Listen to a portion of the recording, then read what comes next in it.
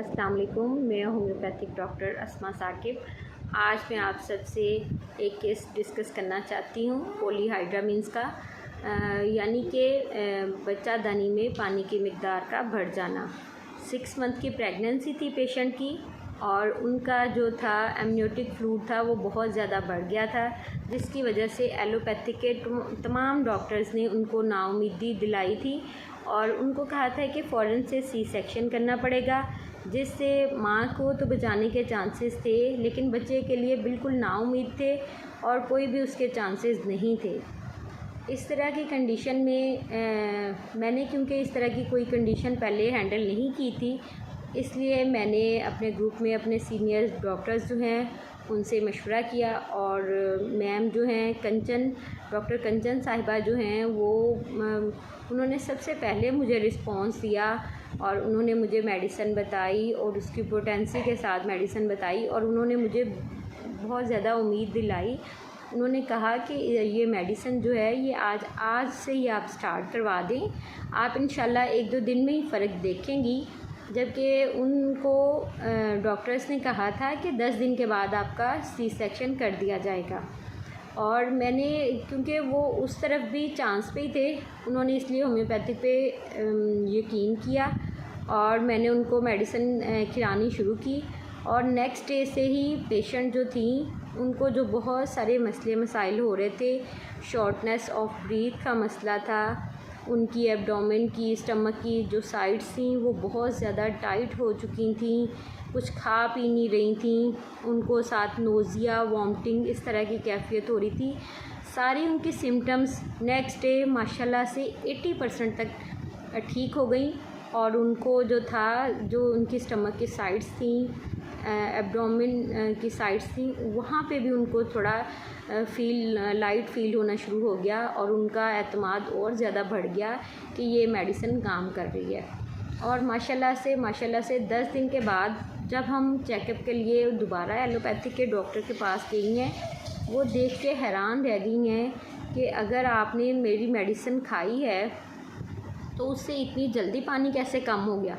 और उनका ये कहना था कि इस तरह से अगर पानी कम करने वाली एलोपैथिक की मेडिसिन यूज़ की जाए तो उससे जो होता है फीटल में एबनॉर्मेलिटी के चांसेस होते हैं। उन्होंने फ़ौरन से पेशेंट को कहा कि आप फीटल इको करवाएं ताकि पता चल सके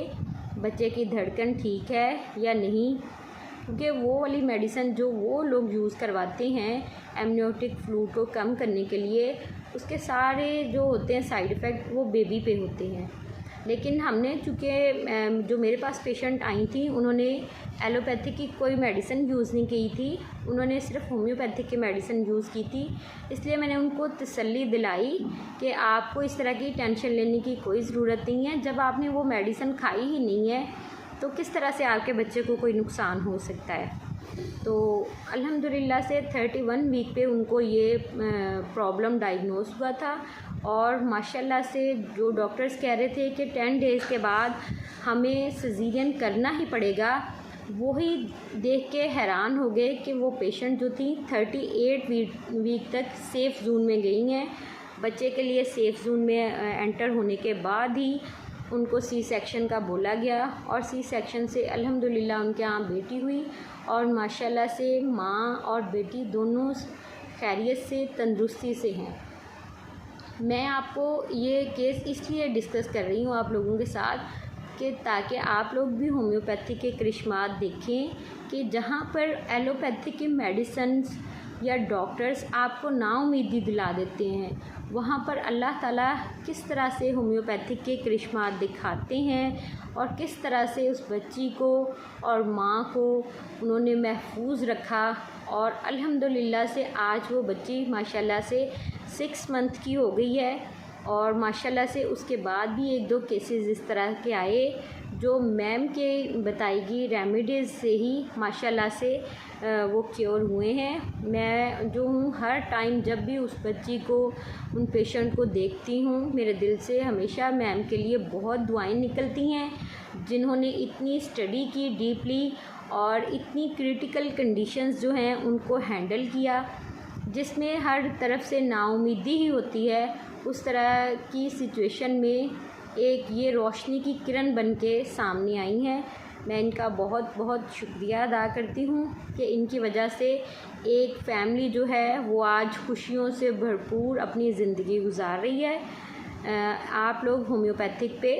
यकीन करें। इस तरह की सिचुएशन में किसी डीएनसी की, किसी तरह के सेक्शन की ज़रूरत नहीं है। होम्योपैथिक मेडिसिन इस्तेमाल करें और उनके करिश्मात देखें। इंशाल्लाह उनसे आपका बच्चा और मदर जो हैं दोनों सेव रहेंगे। Thank you so much. अल्लाह हाफ़िज़।